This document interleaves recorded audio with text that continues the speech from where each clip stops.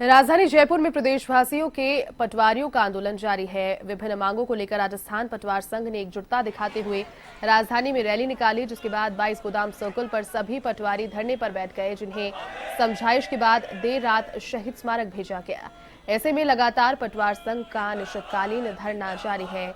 पटवारियों की मांग है कि काम को देखते हुए उनका ग्रेड पे 3600 होना चाहिए। इसी के साथ पटवारी पद को तकनीकी पद देने, पदोन्नति के अवसर बढ़ाने, सुविधाओं में बढ़ोतरी करने और राज्य सरकार से 2018 की वार्ता में हुए समझौते को लागू करने की मांग की जा रही है।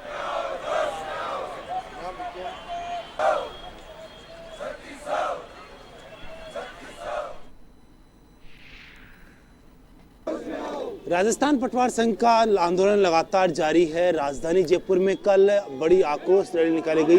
अभी शहीद स्मारक पर पूरे जो प्रदेश भर के पटवारी है वो यहाँ पर डटे हुए नजर आ रहे हैं।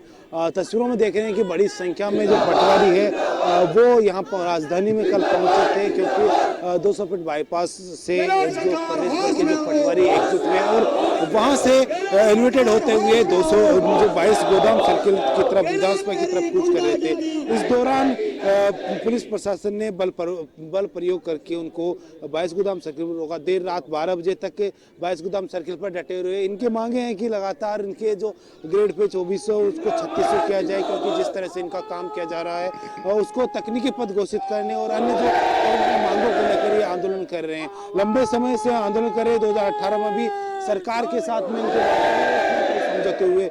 लगातार आप तस्वीरों में देख रहे हैं कि किस तरह से जो पटवार संघ है वो आंदोलन कर रहा है और उसी को लेकर लगातार सरकार के सामने अपनी मांगों को रख रहा है कि कैसे जैसे इनकी मांगों को पूरा किया जाए। लेकिन अभी तक किसी तरह की सुनवाई नहीं होने के चलते इनमें आक्रोश लगातार बढ़ता जा रहा है और अब एक बार फिर से जो आंदोलन कर रहे हैं।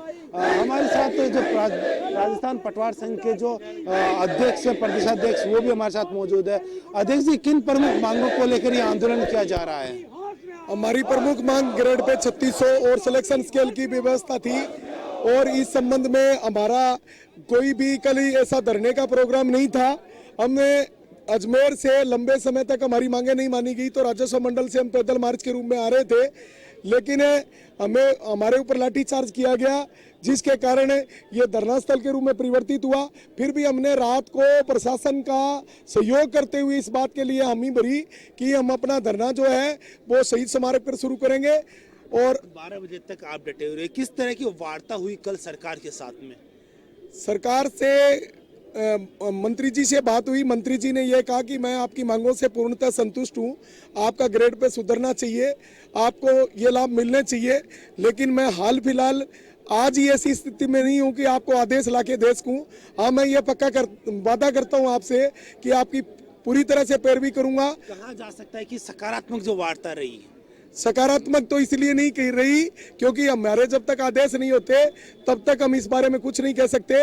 अभी भी जस्ट आपके आने के बाद थोड़ी देर पहले सरकार का संदेश आया है कि आप अपने डिमांड पत्र को दोबारा भेजें।